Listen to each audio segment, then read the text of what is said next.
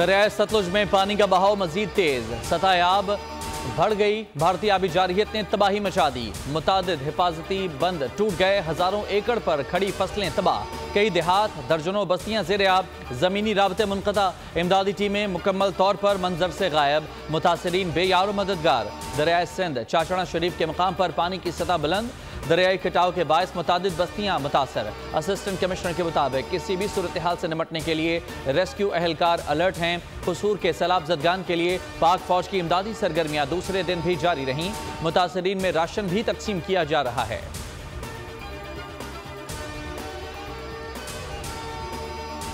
निगरान वज़ीर आज़म अनवारुल हक काकड़ एक रोज़ा दौरे पर आज कराची पहुंचेंगे। मज़ार कायद पर हाजिरी देंगे। MQM का वफ्द आज गवर्नर हाउस में निगरान वज़ीर आज़म से मुलाकात करेगा। वफ्द में फारूक सत्तार, फैसल सब्जवारी और अमीनुल हक शामिल होंगे। आइंदा इंतखाबात समेत सियासी सूरत हाल पर बातचीत होगी। निगरान वज़ीर आज़म आज इस्लामाबाद में वफाकी काबीना के इजलास की सदारत करेंगे। काबीना इजलास का एजेंडा जारी नहीं किया गया। काबीना अरकान को एजेंडा ऑन टेबल फराहम किया जाएगा। सदर आरिफ अलवी के बयान से पैदा सियासी बहरान मजीद संगीन।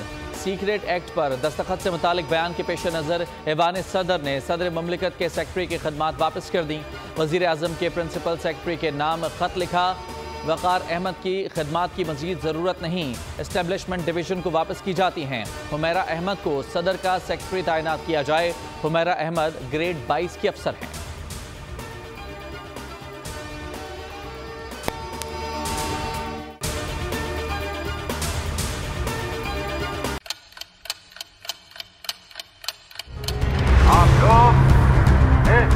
पाकिस्तान में आजाद है। सहाफती उसूलों पर कारबंद। बोल न्यूज ने रखी रिवायत बरकरार। बोल न्यूज की जानिब से देखने वालों को यौम आजादी की बेहद मुबारकबाद। मुल्क भर से जश्न आजादी की तकरीबात बोल ने दिखाई अपनी स्क्रीन पर। पाकिस्तान के 76वें यौम आजादी का जश्न बोल ने सुनाई पाकिस्तान जिंदाबाद के नारों की गूंज।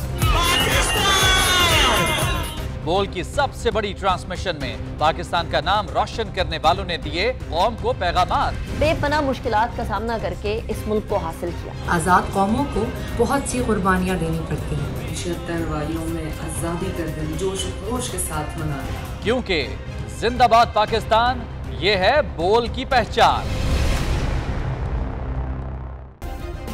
सब्सक्राइब करें और बेल दबाएं ताकि कोई खबर रह न जाए।